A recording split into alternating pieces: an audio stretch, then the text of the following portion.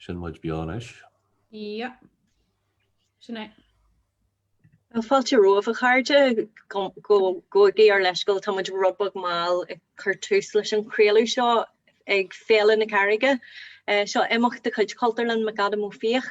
agus tá muid le play a dhéanú inniu ar Eagraisí na Cultúrlainne Eagraisí atá lonnaithe in san Cultúrlann. So le tá nniuhan nó Eagraisí a bhí an agus tá panel agin an seo de hrúr atá nó a bhí a gobar in san áit nó a gas amháin duine a bhí mar gaillte in san Cultúrlann nuair a osclaíodh trotha bliain ó hen an bbliain se thugainn. So tá an teamach seo ag teite má mar chuid de Féile na Carraige atá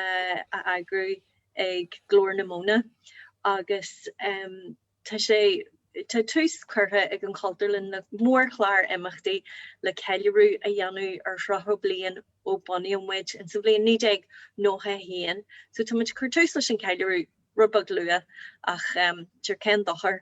So chuirtha mé an panel in aithneadh tá Colma Nic Sheáin linn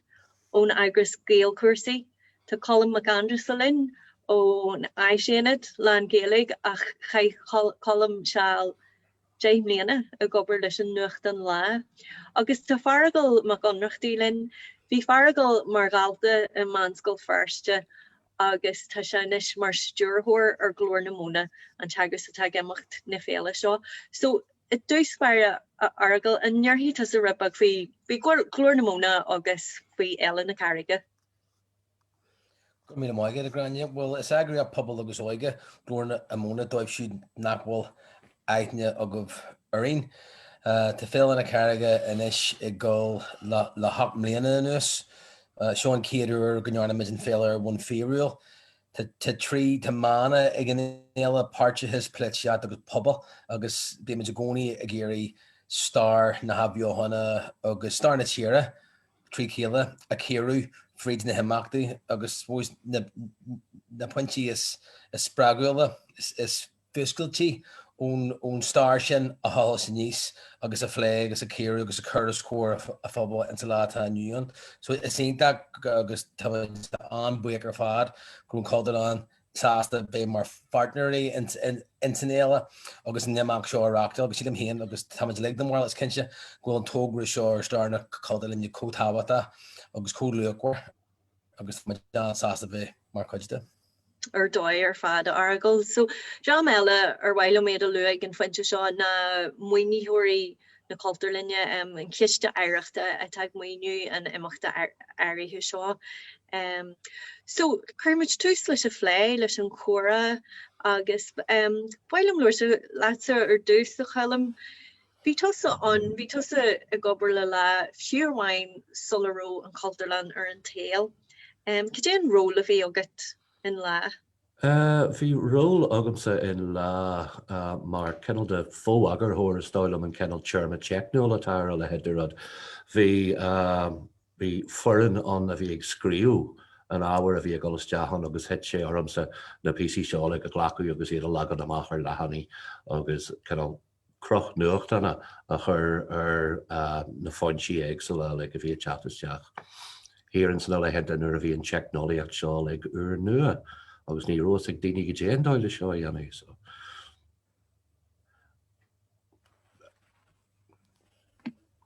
Gom leiscail bhí mé ar mute an sin. We're playing with charmí cursaí teicnolaíochta ar bháil, but dig glad a intent doing fan out in a row le site solar workshop is Cultúrlann. Sularú muid sa Cultúrlann bhí lá site in forignemh ón bhara chus an acaile an áite bhfuil Solan Wall Anderson inis agus bhí ifig ionta beg thus staire in sin beg an digital suas cool staire leis an ifig a bhain seach agus bhí áite ionta beg ionta croppa in sin agus bhí lá lonnaithe an agus bhí an ceathraí pólí lonnaithe an agus is a réig an grú spás an fáin ar ruderbí. So bhí ahanad brúteis deach an éon spás a bhain. Ach Jerry Lynn an nuachtán a scríú agus a legan amach agus a chópal agus a chur amach san fast agus ag an am céarna déirí leis an ceathraí pólaí an siopa lór is mó agus is táchtaí in san chahar a chur fáil tíhistí de achar go beg sin spáis. So bhí an rud aonanta hínta beg agus aonanta teorantó híh spáis. Ach,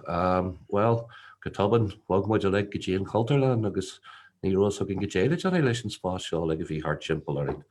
Hocail le anal a glacuisteach gan fanach leis an duine tíomh le anal a scéilú amach le go deacail le spás a bheith agad le líana. Well, sin rud a bhí sontasach fan Cultúrlann.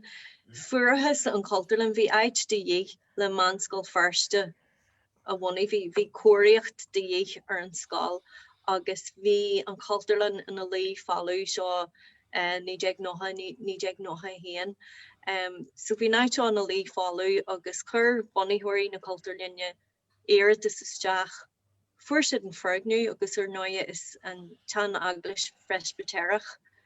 ar an bhealach lehan nó ag bar a bhealaí lehan ar bhuathar na bháil a bhí ag gceist. Bhí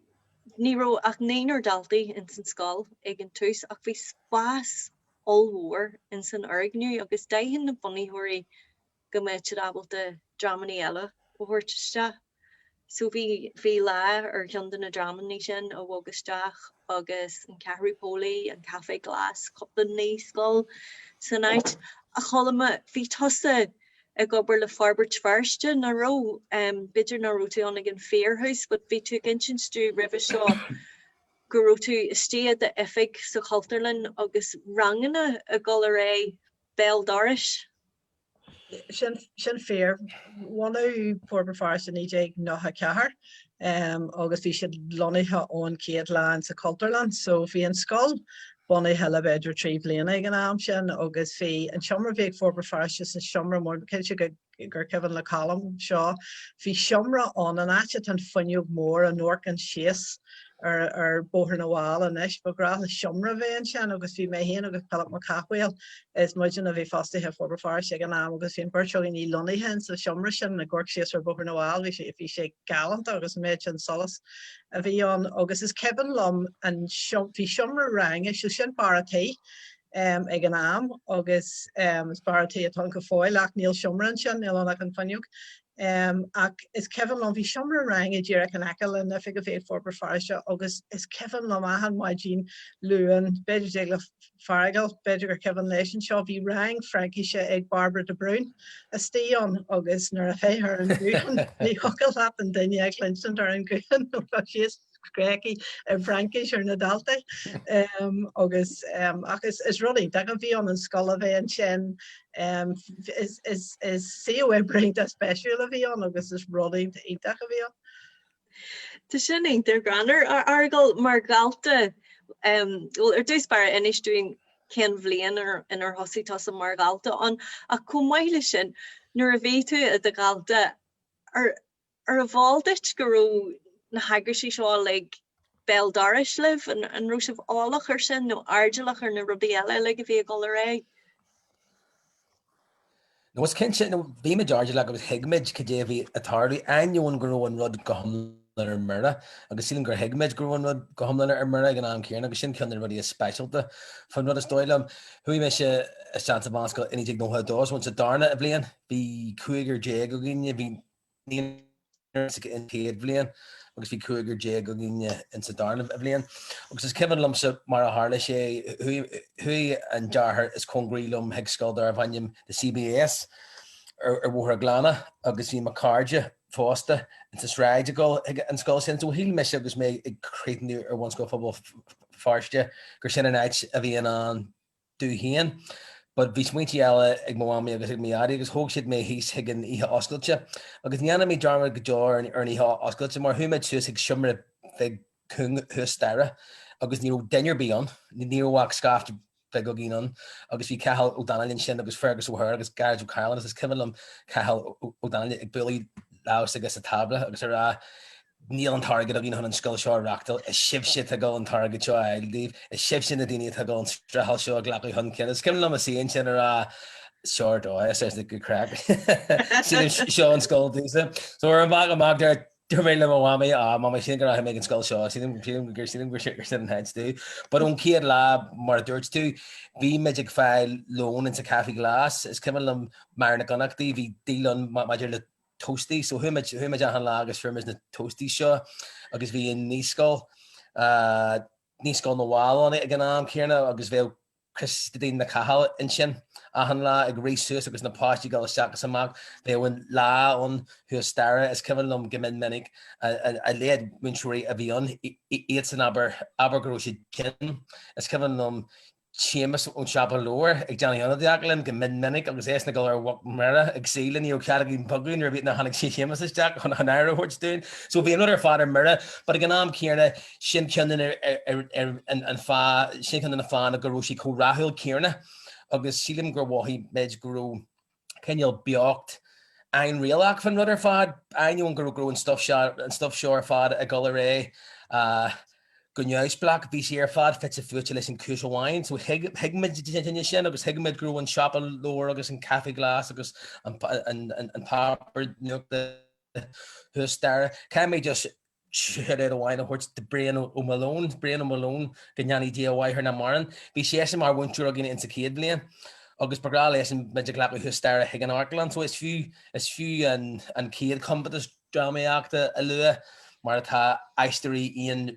drama a bhí an fearhouse, so bhí céar nó do dornan a bhí mar bhaintú bearlagin agus mar bhaintú dramaíachta gine in sa chulaach seo. So prográ lenne drama dhéanú a an lá le Brian, so glad Brian me thustar agus bheith meidir hard a scrisúna heitte in san eilir seo ag buint na sulsiún Jean, but sin an eitte an Romeid agus mar dúirt tú hían bhí sé lig mar chuid den froséis a bhhain, bhí sé lig mar chuid den a bheohan a bhhain agus sílim gur bhhaimiid sin go mór ins na luhblianta ar an áhar gur hiigmid gurú na húdras ag séanú a henta Mheánscoil agus gurú Virginia agus an Cultúrlann trí chéile mar chuid den achtas chun a henta sa bhaintach de Mheánscoil Feirste in sa tréimhse sin. Yeah, Tínta samú. Bhfuil am thachtarrás ag sin na argal ar bháil agus beidir luirt fa chuid na haagóidí a rinseamh agus Mheánscoil. Ach chalam bhí Louis tú ar bháilin sin an ifig bug bíide seo a bhí agah in Máile Anderson agus nuair bhg si bhsteas Cultúrlann. Bhí bar a tí le agah sin aró ag lá. Ag an fearhouse bhí agus níorán ach just siomra gobanas ach siomra mór oscailte amháin. Bhí sé olmhór agus níorháin a coppla daine hí sem corneal amháin dó mar hab. Ach an céad cebhní a bhí agam mar an céad le tháinig mé na gur brat ar glasar an rud agus bhhaí mé gur mé mé heasú ar an tabla snooker is mór an dó an nó dearh just spás mór folly agus tá sin cinnal ag teach go mór chutain ruí a bhí fargal an sin nuair a bhog na Eagrais seo le isteach in san Cultúrlann bhí tí a Chrannchuir spás an na mór a follow agus dúir dearm follow tá mé a Chrannchuir follow ní óíon troscan an ní óíon gohain ní ró ruderbí mar sin art timppel ar an eit agus má tá ruderbí an sin a léirí an mana atá ag pobl Gaeilge a bhfuil Feirste ach go háirithe agus is sé an mana sin ná habar é dean é. Sílan gur léirí an Cultúrlann é sin go hínta sulliúr in san bheith is thuí a han den níosteach right seo an spás go dé táid go le dhéanú leis. Ceimiid scoil aháí an, ok, tá siomraíon sin ní ruderbí is tíonta go agus am sí tablaí, go agus am sí caithearatha, go agus am sí chláirdaí. Tosa agus tosa tá leor pen agus an a le dí thuirín. An id steinir bí seaú siras ar well tá foragdú a gin ach a chón is a chón ó ní ruderbí eile a gin leis ruí seo chur fáil. Ní roíon aber é an bhí chuid mhór dean é an agus thuídaine amach agus damsí sin ruí seo. Agus luí tú gur danig grúpaí eile tan ceardig fargal gur haing na grúpaí eile gur ó buinteach a leis sin Gaeilge. Le chéile ar íon fí seomháin a bhain leis an scoil a bhain le haachbheoch an na teanga ach go háirithe. Ach nuair a bhí spás folú na híon sin, well, mana bhfuil daine bí eile ón phobal Gaeilge an le an spás sin ar cíigh daine eile agus chur an targad is teachan san scoil. So mar sin na bhí rinse Eagrais eile an náir bhíad Eagrais Gaeilge iad a dús ón tús a bhí lonnaithe in Quebec corneal a hocail in a spiral den Cultúrlann McAdam. Bhí fórum eagnáíocht Eagrais Feirste bhí ifig agatí den sin. Cé gur Agus eagnáíocht seachas Eagrais teanga bhí ananta. Bhí an céad ifig ag féil an phobal ar cho ar linne bhí sé an tíhheile a seomar soganne. Hir salán ar a bhí an dhéile bhád níos lú. Ní bhánach daine amháin agus ifig amháin agus jazz gohhain agus gohan amháin agus bé sin féil an phobal ag an am. Ach má bhí bud jabal an seomra beg sin a ligan am maithar cís go bé aige a hanagusteach well sin cheiliú leor nó sin cheiliú áisina don scoil nó sin bilio bhain eile glánta nó go bé rud eile. So ar éis mar a dúirt mé léirí an Cultúrlann ón fearhús an mana sin na habar é dean é agus ní ruirt siad é agus rin siad é rin bud é. Mai. A Colma a mo sin ag teachla de chumhní héan ar an tealach háite a gobar le Feargal Feirste a hanine bheith tarint le chéile. Yeah, kinse agus is gefan lom na drama sin at Colm Mac Aindreasa bheith sa Cultúrlann Feirste. Agus a lán acu, is burlóir a bheith a chuideach ach rial a lán acu an Gaelach ólam agus dúisiid siad go bheith Gaelach agus ceannaí siad san isteach in sa níos Feirste agus de chuideach inis agus tá siad lífa an Gaelach chuid san na daoine sin a dobar siar ag an am sin is na rómór an Gaelach agus tá go méid inis agus tá siad lífa an Gaelach. So sílim go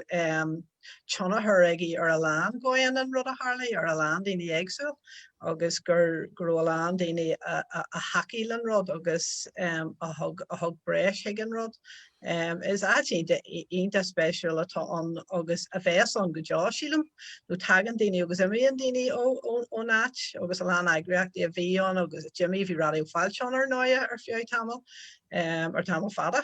Agus a lán eagreaachtaí eile a bheits daí agus an mí agus becord an Cultúrlann an star sin a scríú síos agus na drama a hannig agus a Jimmy. nó a lán acu is sin an céad bula a bhí acu. I mean, no Gráinne Ní Ghilín, Chiste Feirste, Achéad de Adla, Achéad Delta, and Gaelchúrsaí is mór an Ellen, agus Ceann na Gaelchúrlann is far, agus hannig sé le go an Cultúrlann is rudí decha. Nee, tonight mar soort Cultúrlann, sé mar bheith evathe bugga ar gur a stéon agus ag fás agus ag farbert agus sin brisin sin amach. Agus change the macher and tail, agus éidir an go a bhéim ar an chathair, agus winter na Gaeilge ar fod na tíre, agus ar fod an dóin go devan. Colma an café glas ar gra leat mór an amach, chaithú an mar títar dú haar na bliantaí agus inis héan an bhéal atá an sa leat a nu an bia. Gur áite aintach atá an ní ró brú ort rio imacht a maithe san áit, bhín fáilte ród saon sin an lálaigh mas méon leat, agus tá sé mar ceol vortex ar bhealach áit contarta má tá tú gréoch agus scéirí obair chur greic ná go isteach sa café nó sa bhéalann sa Cultúrlann mar cos le tríant an Bermuda ní hoci tú a maithas. Áite aintach atá an le buú le daine agus le séisiéis agus smuotí a phlé agus cinneal de a thuirsta rudí uaire Haachtar an taal rudí nar hagan bart nó trúr nó cethir le chéile. Tá cruthíocht aintach an bhfuil aon caimhní agus a chuma ar lehéidí sin de chóráidtí. Bheith teúach a thuí a bhaim ar obair sogad héan in Feargal Feirste agus in Gaelchúrsaí inis. Is Kevin Lumps an Cultúrlann mar is Kevin le Feargal agus Colm an céad café bhí an a bhí maireman agus am agad rud an níl áthhrú tá crot éagsmóir agus tá éana an ach an éan rás an áit ceann céarna tom agus tá mothú céarna sin agus teantas ní bhín éithneogad ar a handaine na sé bhí na stéon agus sinan defar a smó agus sin as an áit ceann céarna tom agus sin mar beidir maithíon mu le faoi agus is áidín de atá cinse le teach le chéile bulan tú le daoine beidir nar acha tú le tamil agus bhín a lán choirínta samol ag a lán daoine in sa Cultúrlann ní bhain daoine an dobar sa Cultúrlann nó tá gobar sa Cultúrlann ach daoine atá a nach dobraíon an seo agus bín crunnithe agus daon seo bín a lán crunnithe siúil sa cafe sin. Níl som cafe ar bíala a mín sin earlion ach is áte tí sé cú comperteach sin agus cú fáitiúil sin báile daoine a bheith an agus má hen tú go teag le obair an. Ach géntí am láat faoi an pol dú chéan is ge bralam is given them, pull up my cathwheel barrel called chases neck eh on you guy that's what you get earlier can have but no is institute that China Tansa Cafe. Kense agus just to sogum go Dani Gargarin or Facebook so mata kevne ag úsáidúirí Facebook loch féchan a Facebook a muon sin ar night nó mata sib géirí ceisne ar bé a chur ar an fanal de scríbigí istehan na trachtainna hí faoin é sean seo táid géirí cehní so go féin agus ceisní so go féin na Clinston. Chulum Chrannchuir Cafe nar fléimiid coupler rih an fan an rihan imacht seo. Bhí tosar gur gra le déine mór le ra haachtaiste sa Cultúrlann duine bhí mór le ra hanig go bol Feirste nó Feargal Feirste agus copan té nó lom díálarthu. Sminnig hanig gur bhí an Cultúrlann an ait. Ní ró an Cultúrlann a bhád ag fáas in súile an phobal. Agus go toban má bhí tú a teach go Feargal Feirste sin an ait sin neachí tú. Carraige fahanne té cafe nó lom siimplí na rud an chat mar sin. Agus Carraige chud na drámanna eile a bhí a géirí éana a thuirt go bhfuil Feirste. Mar hampla féile an phobal nó na drama eile mar sin. Bhfuil duine an mór ar agad. Ba bhíon leat rud an chat níos fearr na ddíireach copan polystyrene de cafe a bhfuir dóibh ó corneal déifig. Da ma bhíon leat rud an chat fiúnta agus snásta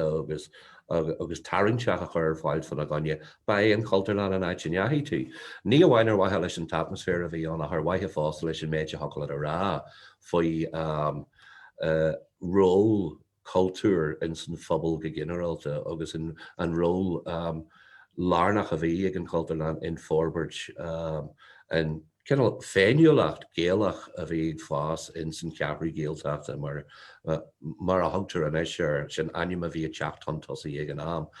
Ach an éisi agus a rís hocar just bommatí aiste tá list mór fáda an den na daoine sin na daoine mór le a hanaigisteach. Ach just tá cipne amháin aga mar a bheith a hí in san cafe le cóibrí do a chuidú lá agus Hosí daine a crenneú is deach agus bhí daine a gcóir cart agus bhí tétá go agus thola méid coppla daine ag coppla tabla ag chur céist agus an céist a bhí siad a chur Who's That with Gerry Adams. Agus bhí aithne ag gcóir cart ní rohain si ach Bianca Jagger.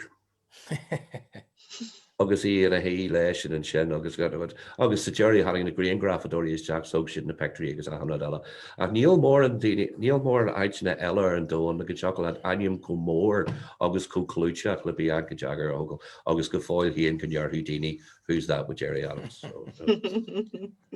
So sin sampla amháin tá na muirthaí samplaí an agus hocalinn síon seo rí an lei a gold treat listed and ché seos and ché siúd idir Apolatóirí idir Alíontóirí idir gríomhaithe teanga nó gríomhaithe cultúr nó dear a páirsaí mór an phobal bhí siad a liginste a bhí siad a legacy an sin luúin ómáil nó ba é sin go hinnta gasta das an cafe mar an fríú fáinse teach le chéile ar an Feargal Feirste nó bhhuir na bháil go háirithe so. Yeah. Ar thug sé cuairteoirí ar an scáil argal na daoine seo na cuairteoirí seo. Is cinnte gur thug agus is stoilm fásta gur an céis sin fan cheangailt ar an ruí seoir fad nó an dlúthú ar na tógraí agsúla is spéisiúla ag an am seo because nuair a bhí an scáil ag strahas le hain a hentas a dtíobh an play for bunaíodh Chiste Feirste Meánscoil Feirste mar bhí an ag an am. Louis Colman sin féile a phobal. Bhí a strahas ceann céarna siúil ag féile a phobal ag an am ceann céarna. So is na chuid is cyfan Colm mé caint le Danny Parr agus just Louis sé tú hían má Harlíonn sé because is a dunne a bhí lonnaithe agus dúirt sé limsa thank God for Colm Mac Aindreasa because he was the only person who was talking English to me, everyone else was talking Irish to me because you're higme and he should have. But Jill we knew the fella a football it's na lu no chuid fásta so bí sé nig trawi and Gord Kearna is a bhí Meánscoil Feirste is cyfan limsa Angela Davis in sa Cultúrlann agus í I caint gan eile so a résela bhí agus bhí Meáil bhí Carraige Meáil mar chuid de seo so sí go Cultúrlann ag Colm gur am siú na Cultúrlann in na lu no chuid mar institute neus blach a football so sinna naite a glach tú daine sinna a naite a bhí in a leirú ar neart agus cook the football agus bhí sé fad fitse fuúte den na céile agus fásta in sa bhach ar na héana móra a bhí agus it's that being a polychore chat the shop Foster so Dick Spring, Bertie Ahern, Albert Reynolds, be seats in the league, be public so yet exactly it's in Honda Cultúrlann yet more could the war actus Meánscoil Feirste, but be nice more guest the Meánscoil Feirste it's I had this and Kenyal Cora beyond ganam because a whole factor story Meánscoil Feirste go har like ganam then cash off a party of esteem then for football national agus in process she had a chat hunkin so we I had this on the Cultúrlann mar chuid de sin agus I had this on the Féile a football mar chuid sin I had this on the Feargal Feirste a gutchina agus be in Cultúrlann and sa trefse sin mar shimbal or sin ar fad agus sílim gur sin cin na fan a goró sé agus go bhfuil sé cócúach that Kieran into látha nniuan. Tá sin fear agus ceithir fásta étíim go hamlan is rud a Feargal ach tá sé táhacht a haid fásta an ról atá ag an Cultúrlann agus ag an cafe ach go háirithe in san ghéalaige a bhagú isteach go dtí crí gach play agus gach canseir an rud seo le. Feargal hanig tasa a East Street Meánscoil Feirste tá me sé éiste go Glór go danig mé an East Street Meánscoil Football Feirste hir nar a doscail sé sin. Agus cevan lomsa an sanna leitheanta sin an dóirró pobl na Gaeilge gcónaí ar an imol. Bhí mo John ach níor tugu an aitheantas céarna dún fiomhhain tíbhistí dar bobbal hían agus bhí pobl na Gaeilge agus bhí pobl na Bearlán. Ach anis le leitheadí bhí sé caintear golasteach san cafe glas ní nómarta no chéantuisteach sin tá idir Gaeilgeoirí agus Bearlóirí an sin agus tá Gaeilge anis mar chuid lárnach de híal fiomhhain pobl an Bhéarla. So tá ard an phobal ar an Gaeilge agus ról an Gaeilge agus an chuid docht dagen de éineolacht phobal Feargal Feirste go garithe ach pobl bhil Feirste an ról docht sin atá ag an Gaeilge in san féinneolacht atá agin chuidí an cafe le sin a chur chun tosaí in san phobal is leithne an pobl níos leithne. Suas go dtí sin bhí a gcónaí common clú an ard agin. Bhí id seagin ina jogal leis na Gael chat le chéile agus go dtí látá ní an molban common as an obair ionach ar insiad ar son an Gaeilge agus an Gaeilge chur chun cin. Ach drastal siad ar an phobal Gaeilge, drastal an Cultúrlann ar an phobal ar fad. Agus thug siad an codealad an phobal isteach agus a tríd sinna dhéanú dardaí siad profil na Gaeilge in san síl go generalte. Sin ceanna rudí cinnal get a big níos amscí faoin rud a bhí ar bánacha. Bhí ról daingen cinse acu trí takeíocht a thuirt don Cultúrlann agus don Meánscoil agus fiú aithead sin defer a bhí acu a defer a rinne sé ar dearcún an iní go maiid go háirí ó híh an Gaeilge ach go go háirithe. Tim pointing do mai chalam. Bhailm bugur ag Lord le Colma faoi Gaelchúrsaí. Colma de rumor hegum bhí tosa ar a Meánscoil a maiile clia naró. Yeah, so ní ro éar one scoileocht Gaeilge ar fáil a mBéal Feirste an tam sin na ro tosa freastal ar an Meánscoil. Ach in níos sa leat an nuhan agus fríd Chiste Feirste agus de Eagrais héin Gaelchúrsaí. Tá si bh freastal ar na céite i mBéal Feirste bhain agus ar nuaithe a scolanna eile.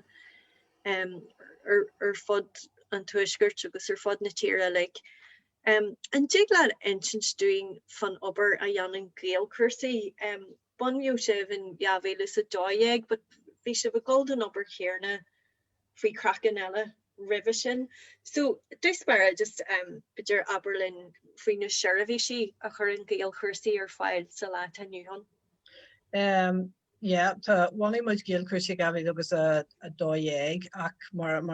bhí tú a rá bhí cuasaí trína le Forbar Feirste revision agus then a gafaí agus a dóéag cinnaí muid a gafaí le héinteag actually cinnaí muid cólacht a bhunú cólacht trína le agus a gafaí agus a dóéag bhainnig muid an cólacht sin Gaelchúrsaí a tá neis rud a dtí a jazz tá sé lonnaithe ará sin sa Cultúrlann. Agus ceann na servicí a chur an muid an céad service a chur ar fáil an céad cursa trína le chur ar fáil fríd Forbar Feirste bad hannig sé amach as an gafaí an de rudig an inéan Mheánscoil dá daltaí a bhéigearí breis cursaí agus rudí mar sin. So sin an áitir hosí sé le, so bhí sin a réir ar 6 díníteag agus de Gaelchúrsaí a deanún obair sin go fáil. Bín suas le céige daine óg atá idir 6 agus 9 agus a tar scoil go fáil. Agus is cursaí dómh siúd tom ach in a dhé sin hard fa gafaí agus a cuaigteag hosí muid a fás hosí daine an san ána eile teach ará jiglah seoán an jiglah siúdaíanna agus ó hen tá fás mór take ar servicí a chur ar fáil servicí eile cursaí trína eile agus le couple of bliain an nuas tá muid a tríanail sus le gacéad céige trí céad duine a an phléan. Agus máscan de éisgrúpi so change an SO is 6 sus go dtí couple of bliain ó hen fi Sean mahar ogin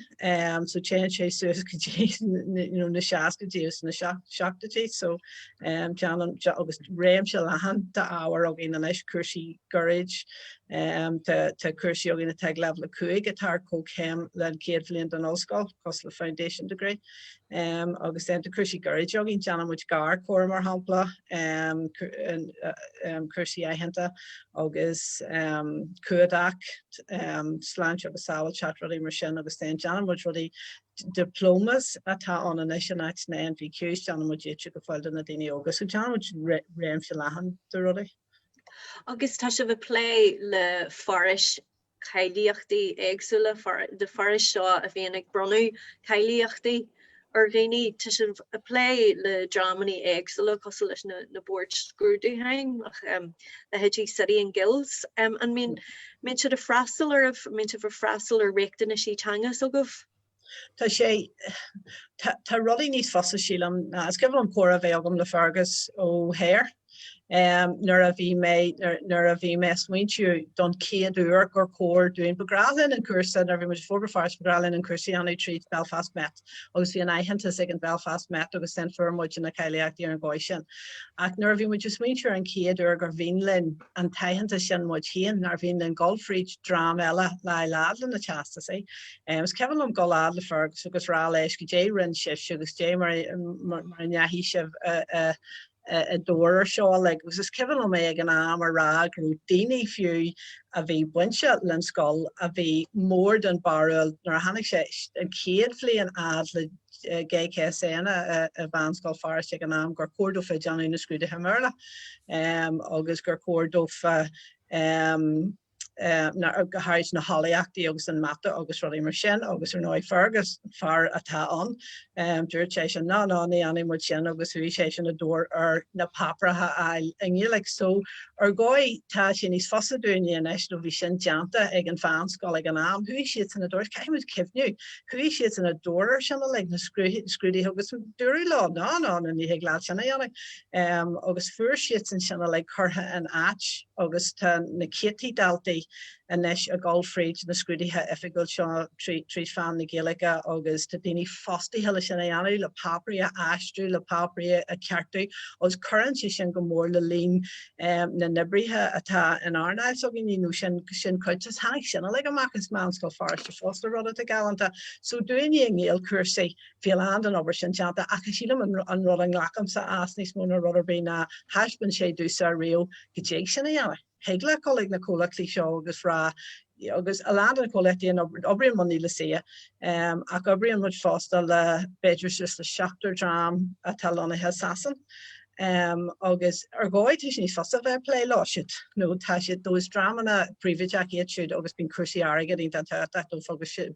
sin feib bhhaine mí nógin agus a bhí an Meánscoil Feirste agus a bhí lán eagraachtaí agus a hart go fáil. Ach ag an am céarna tá siad tagan tean tú hac agus deir tú bhhailin ru ag an Gaelic níl sin tá eisteach dofa. No go minic an a dramana seo Johnny rudí cean céarna am ranis agus tá siad ar feil hafin am ran siú tegin siad chuid an próses. Na de chuideach níos far a bheith gobar lá is níos fasta bheith gobar lá na dramana eile agus is próses ag leanú nach atá an agus táid a gobar le chuideachú go fáil a dramahhain a hosí muid a chláirí muid leis am léana a fer muid ahéanta slám léana a haiféil agus de siad stará go agus heag le ahan ó a bheith agad an Gaelic near fiber bé. Is éanta dramana mór an costa sé an gels muid a gobar leis an is le seach bliain agus te siad sanna ceadú dún PC ar leihí an an Gaelic agus níl ceadú in na PCL an is brathar an drama to play leis agus Oberland ach tá lá Janta haar na blinti agus tamuid an áteád níos far na bhímuid na blinti ach tá lá fólam a hoginn siad an am a mé ha hart agus na rudí a rindíine an sna leihananta roin. Yeah, is intach go bhfuil go dosíon rud amach le scolaíocht agus go leithníonn sé amach ina gcuirsaí eilúna agus go si bh gimmart tonachar ar lehéidí si agus City and Guilds agus na dramaní seo. Rud a galant a fásta na dúiní le tríomhlíon an nuas don céad ar bhagmuid amach ó Belfast agus Janan muid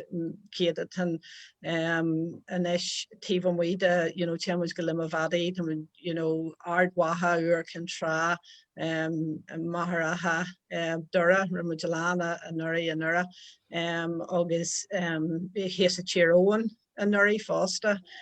so te sin agus ú jaas fásta don céidir a nuri sin agus sin fogu eile uair ach is te sé galant eagal. Ar dóid ar fad a chollama agus gom leiscail argal bhín cainte le gocin fargus ú ar an sin so argal an Kevin Latin ar bhéitúr scáil Samuel ógam saoile amach mar bhí se ó híh aisinna dó chaim se blian óhain a gobar mar bhaintear bonscoile agus bhí me creite ahaníthe ag aistriú Beiliogi Ebra agus ag aistriú luorthaí agus ag gearú ag printail an taistún an printail an aistechain amach ar fés a papar agus an sin a gearú amach agus a gramú san luor Kite an mo kefnir be agus sam ro checks nor he daily go gov suppose an kevni a tugumste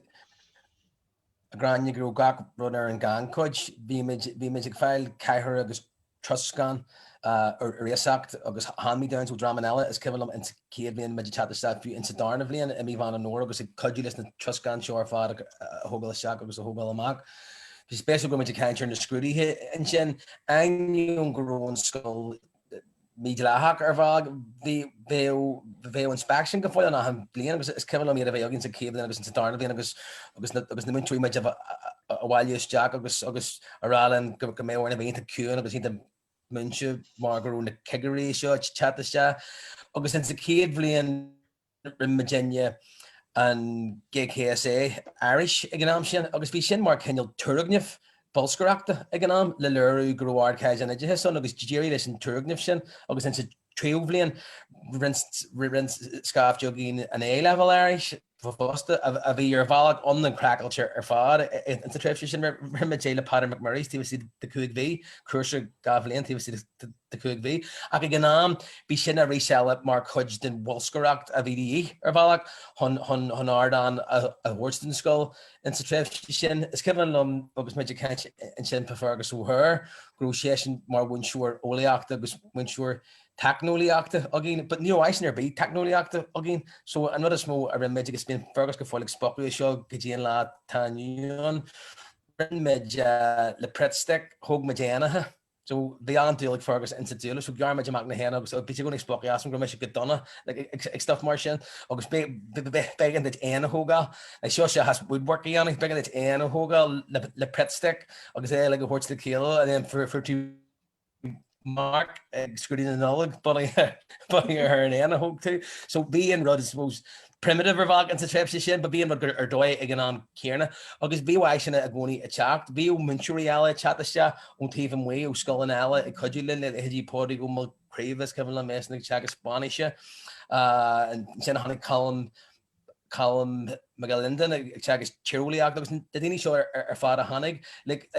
Davy McGuire, Dahi McGear, like the Cultúrlann of being to cafe glass o lagala. Next thing he was headlocked because we see more once you're Cultúrlann to see in Singapore. I mean, need all them girls chasing the gear then once you're real, but we see more cuds than Muggler Aviona Ganamshin. It was tiring into question. It was a special a Gráinne Groom which you can't even Louis here. Major this and actus yeah, because it's given them a kind of Fergus. In Nuri, Agus bhí sé around nor a Willem Silidalty, and then she be got first you build she hit around and you Ferguson the Louis at the shin beam as exactly Ago Jahan lad and shocked and Ahan shocked and the image and we Ago Jack she Fergus well hard as she got her. So explain Sheeran Rud, Sheila Midgrucker exactly Ago Jack Ari Hanama, but be couple of Agoj the hard profile in her own adalty and the could just move image a file edge his kid sky. Again, Kieran, and I very much a glanu in Scolla, the catcher, maybe just explain to your Colma and Sin for Barbara, the Barbara Mar Sergeant, Barna Stara, Johnny Massonu, or Glanteracta, as Kevin Lumsey chat the stack, it was Murrow being big and doing be rode on, because very much a map band, as Kevin Lumsey a scratcher in order a Kenny, a clug until I ran out with Carraige to Gulawala, Margaret practice jab to the map band, Shannon Kenyon stuff a V, Magical door. I suppose a V as an cutchin tap Hillis go hunden into Trev Shin, August is Kevin Lum into Kid Bliain, Nera Glaku, May Hean, Mar Harnishay, Vimy, or Connell Stay, be Connell Stay on again, because hope Fergus will harm me on Connell Stay, because they're Tamage Gull, a bully as an assassin, so Catty Hack, there was a Chrannchuir and Skull. August vi mission into car the Seamus McSheáin so hum mission into car the Seamus McSheáin agus Ian O'Fagan agus Garage O'Carroll o Barlag on Carol Meánscoil who made Adla Stormont agus vi me hian agus Fiona Ní Ghilín agus vi si hian le a Chrannchuir an Glantracht agus an aspa loan vi me hian le a Chrannch in Yelig or an aspa Carpillina Bergal go hig Beachmount shin hig in Solan but an aspa action of on the shin agus passing a busner everything shall march into shin and be agus the famous the Chrannchuir Náisiúnta agus é sin aistríthe go burla I cathal bhí cathal a rálan ar an bhagus cabal the clanní néal na gam hu a mBéal is an bhéarla so sin an cinneal íwa bhí gáil a chinám sin but is Kevin Lum a Gráinne an fag ar cheas sin Lum an Chrannchuir sin an sa céad bliain leis an toscarach a bhí anna ganám na gur Louis and Stad Hervey seach a bhí anna ganám I can't say and Virtual my ragra why can't you just if you're so interested in Irish language go and attend the streams go to St Dominic's or St Mary's that's a fantastic stream for those people who are interested in the Irish language August verse Mrs. into Verla August excuse me I feel the transfer to this what happens to me August Dirch and start her by shagging on well I'm afraid young man some children have ability and others don't so sin fragra ag so much Gavi and Jagasi it Tuscrat because obviously G Fergus agus Seamus agus here as another but hig miss Lyrack bun Ken you'll cook this grade jack of vegan dram show go sheets and about the rud of the cart ogin a henu ein yon go na figure foas or fat on the encourage energy has be acquaintance in yeah people bonny hit hig nam here because I had this acquaintance I could be foil hen and cooked I should publish ogin a henu but another beyond Foster a bhí special is in winning a bhí onin gur hig magit ní doing go Uris or B or gin your B a bhí on go near with lesson rud ní guru kenil mid burha get that in tonus and rud be ken shack done get near head is in rud she didn't go on winning shin rehab attack near how much you even play the half you on the gillig gotcha agus near your fad I went there Mac be image occurred too isn't really sure August mid Kensha Ganero wheeling in an Archerma August Marby Colmarani even Evaluia to Mheánscoil or and Gaelchúrsaí is more in Ellen August into Trefshin Higmagenia Gershin and Spreca beyond August Gumunimage and Spreca Mac yeah tan orid right chin brother wine or them You'll go and walk to and band no hin a Dr. Mac Ionnrachtaigh agus no it's far Oh, come let's go far. Far beyond Far bhí an nó níacha mé ó hen níacha mé bhí sé sin go mór a bheith marín agus méidir smaintú agus si go bó sin bríthá agus méidir gágur an Cultúrlann an slátha nniuún agus le héidir glór na móna agus hegratí ar fád eile, deascar siad ar fád ón Cultúrlann, deascar siad ar fád ón mugalra sin a bhí méidir ceint faoine beluithe agus cíad go glún eile gurí tógáil ar na rudaí ar fád ar na dúchraith a lugu in sa tréimhse sin. Yeah, intach. Níl a couple bommate fágo gin a Carraige chulum hosimid lata agus chocolate arás togad. Bhí rud amhain a bhí mé géirí a phlé go mór ach níl mór an am a fágo gin sé sin crusaí technoliaachta. Luí tú nuair hosi tú gobar le gurú tús a chur le desktop publishing agus gurú ahrú soort ré ahrithe a bhí an óhíag na technoliaachta dá. So just Aberlin rubug fa cé mar a bhí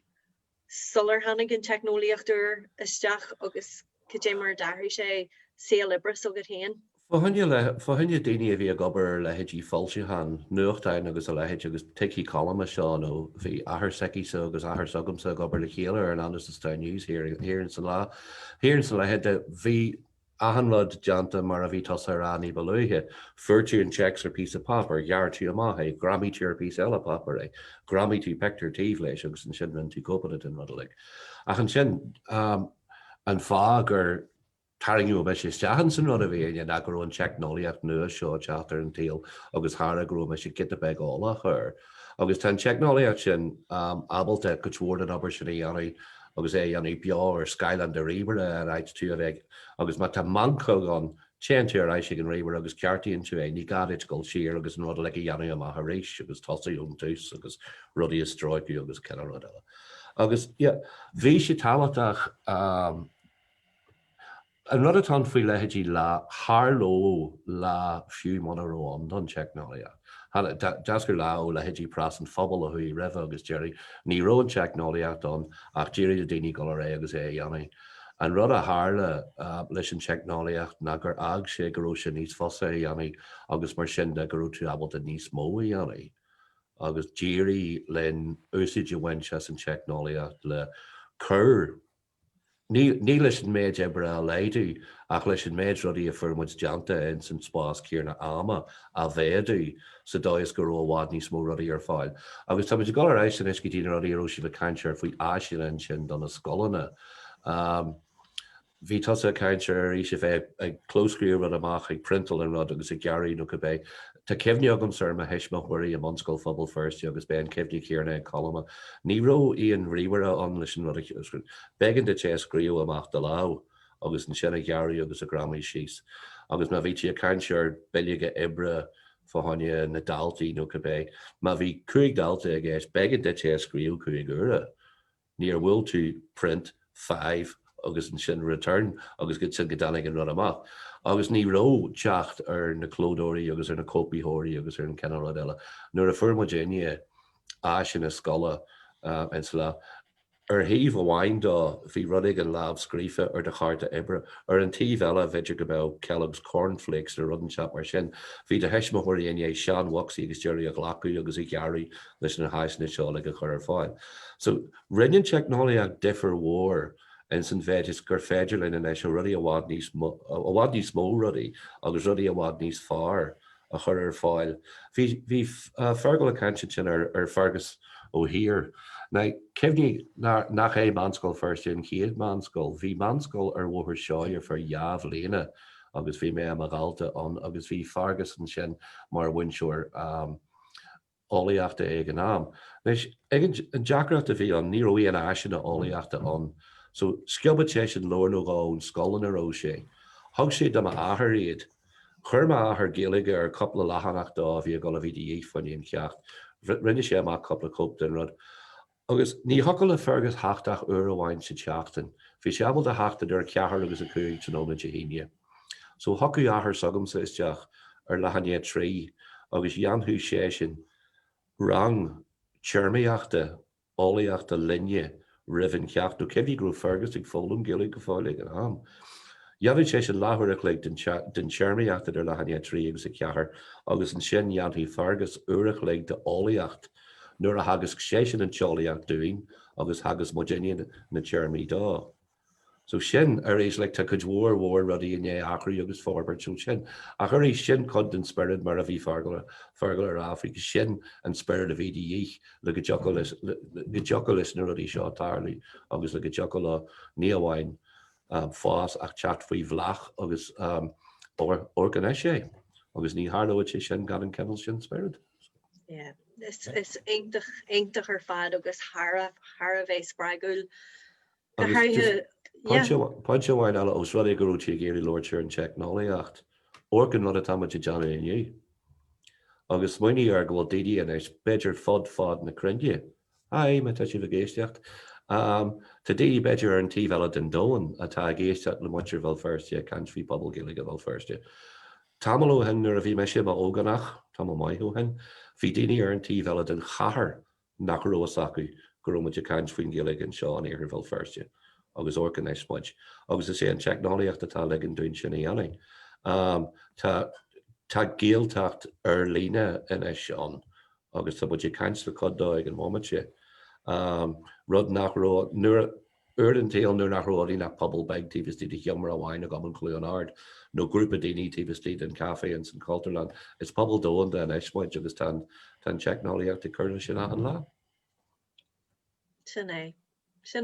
sachráitin sin ó gona chalam. Tá just go leamach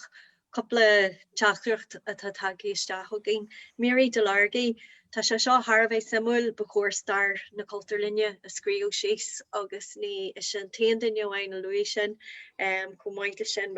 bliain Mac chora ainta simúil ar fad bheith sé aintach scéaltaí ar nós a chlóscríú. Céir McGill féin an similar fad cólaci latsa argal bhí se bhín aon ranglan na chéile agus céan inis mar Stiúrthóir ar an Cultúrlann agus brúna fusco ainta tóca leis an smaoinú gurú Bianca Jagger héan istí sa chafé glas. So a chuirte gur 100 míle mai agah sílam go mé orin leannach de ré leis na córáití seo go mé orin beidir sreith acu a chur bon agus tiú scéaltaí a eil agus iarachtaí anú léirgus omlan a eil ar star na Cultúrlanne. So go an buíhas le Colma Nic Sheáin, Colma Nic Colm Mac Aindreasa agus Feargal Mac Ionnrachtaigh a sa bhéile nniu go muid buíhas leis na muoinethirí Chiste Oidhreachta an Chrannchuir Náisiúnta le Féile na Carraige le Carraige in Lord Mona agus buíhas le Cleomh ní Ghilín agus le brona fusco a chodú dúin le cuasaí technoliaachta inniu. Bei imacht eile arsúil a nacht ag Féile na Carraige bei sé ar lehanach nó bei sé ar Zoom a argal ach tanna sonraí le fáil ar lehanach Glór na Móna play eile panel ag teach le chéile le play a dhéanú ar ceist ar a aontaithe i dro referent de ar a aontaithe agus bei an deliadúir Nell Murphy mar chaithirlachar bei Colin Harvey, John Gormley agus Eilish Rooney ar an fanel sin níor ag mé dinnear bí amach argal ar ag ní dóid. No. Okay. So sin ar lehanne seacht a nacht ar lehanach Facebook Glór na Móna Uaisibh na sonraí a le. Gur a míle maigah a le as a bheith linn agus leanhuiidir é leis an chora. A mór ar bh chairte be mu caiint le bhéis slán go fáil.